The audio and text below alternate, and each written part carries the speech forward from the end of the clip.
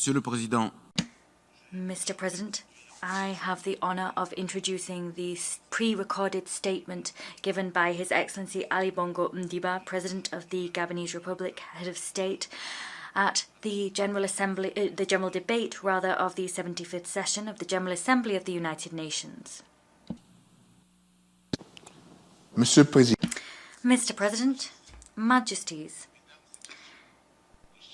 Heads of State and Government,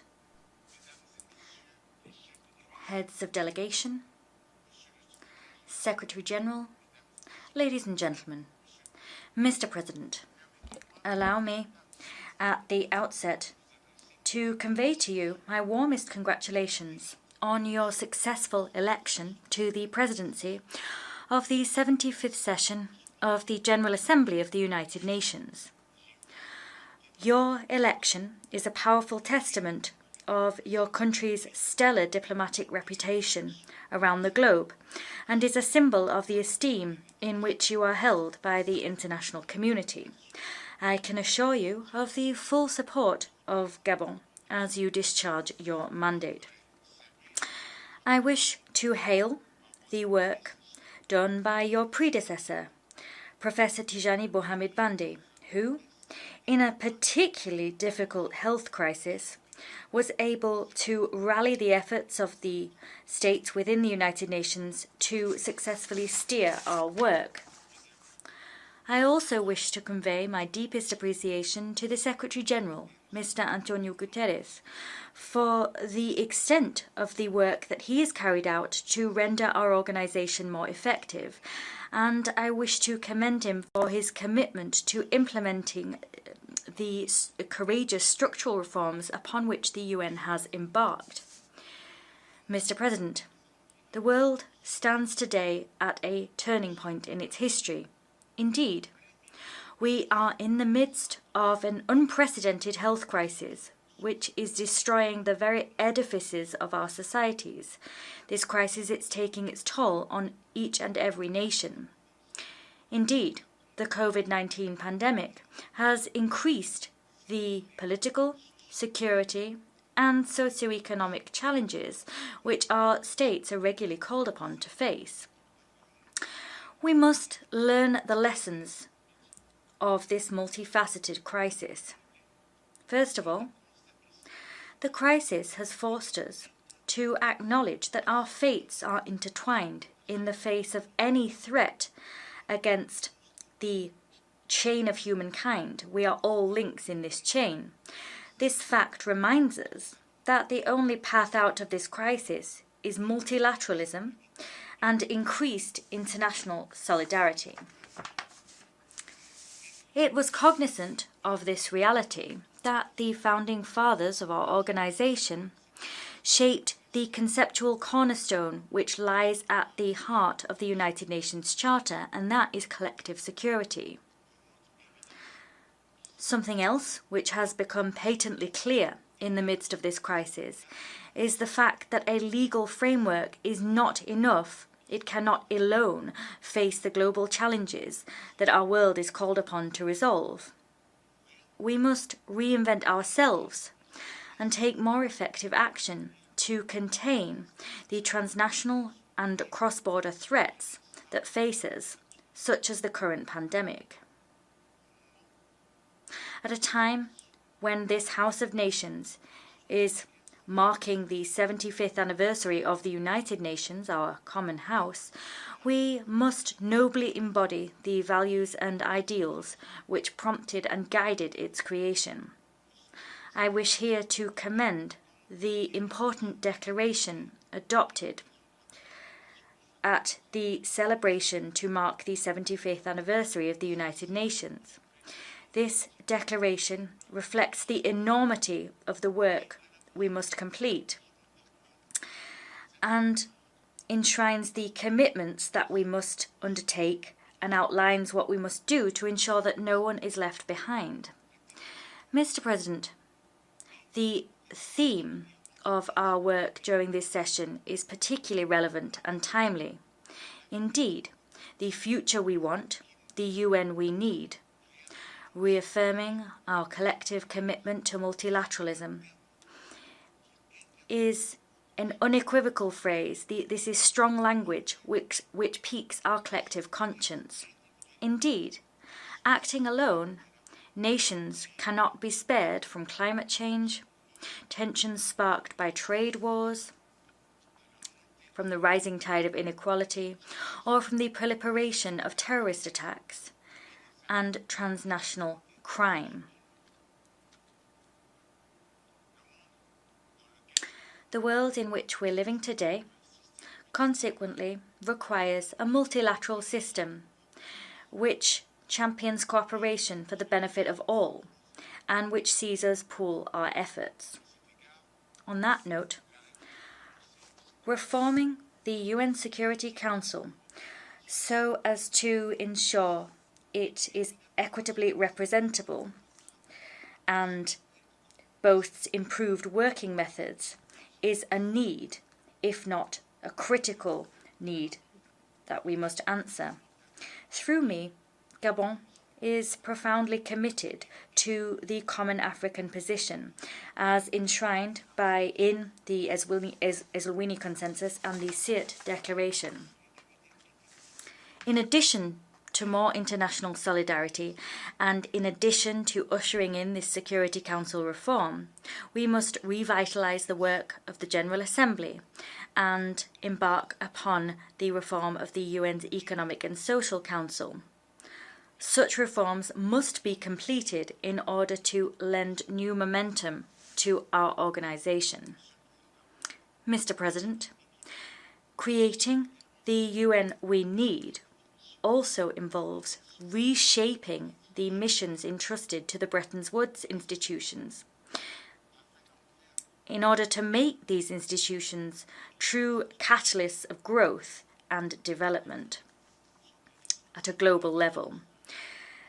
These reforms are vital if we are to usher in a fairer international order which best champions the interests of all of us, because doing just that will have an impact on the achievement of the SDGs in Agenda 2030 and will meet the legitimate aspirations of the African people as enshrined in Agenda 2063.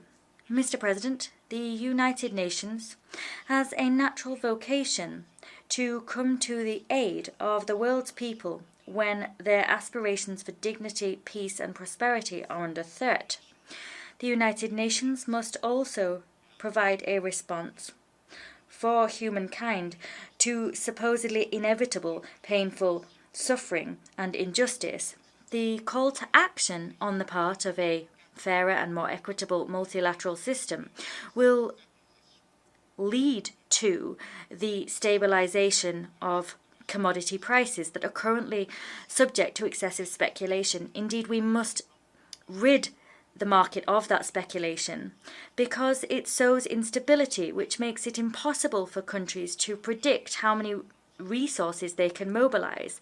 Our countries need to have that predictability in order to realise their development goals. It would be fairer to pay countries a fair price for their natural resources. That would render the global order also more equitable.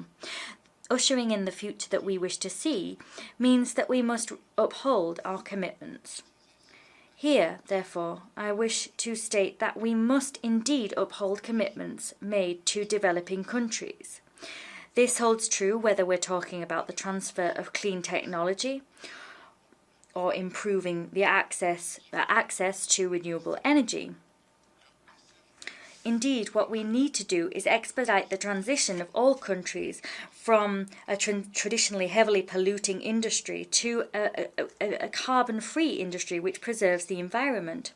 For Gabon, such an energy transition is based on three pillars: improving living standards, the implementation of climate change adaptation projects, and the preservation of biodiversity. Mr. President, no development can be sustainable without peace, and there can be or security or stability, and one of these cannot be achieved without the other two. However, unfortunately, these foundations continue to be shaken in several regions of the world.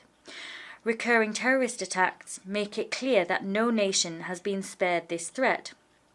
Consequently, our response to this threat must be based on candid cooperation, locally, nationally, regionally, and globally.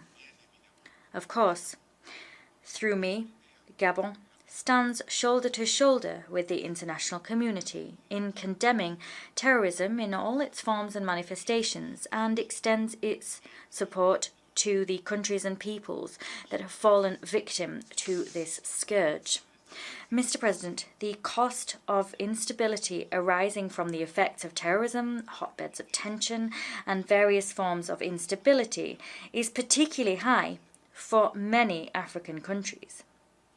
Indeed, these nations find themselves obliged to devote huge resources to fighting the above phenomena. These phenomena are fueled by, for example, the illicit trade of small arms and light weapons, and the illicit trafficking of wild flora and fauna.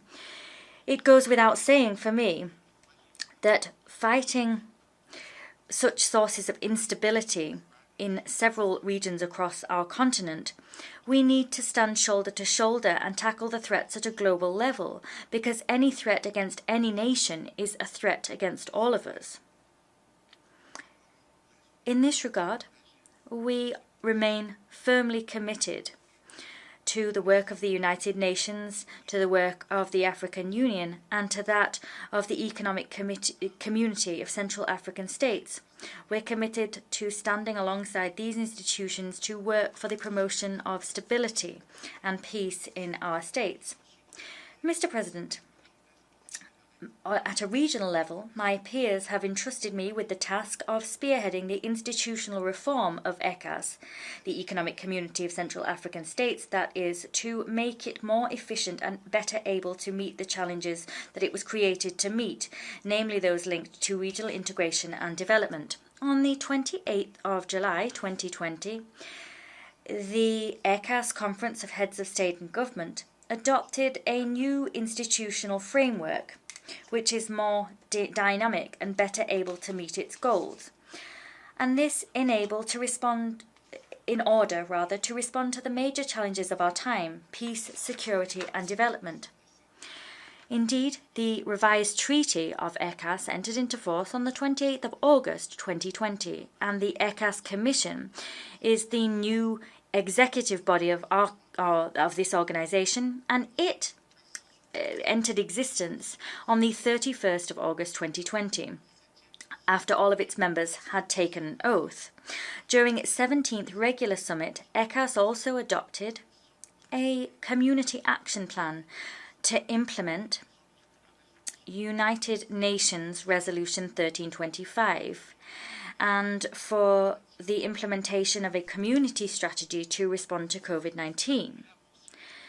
At this summit, ECAS also harmonised rules and regulations pertaining to telecommunications, ITCs, cyber security, and cross-border integration.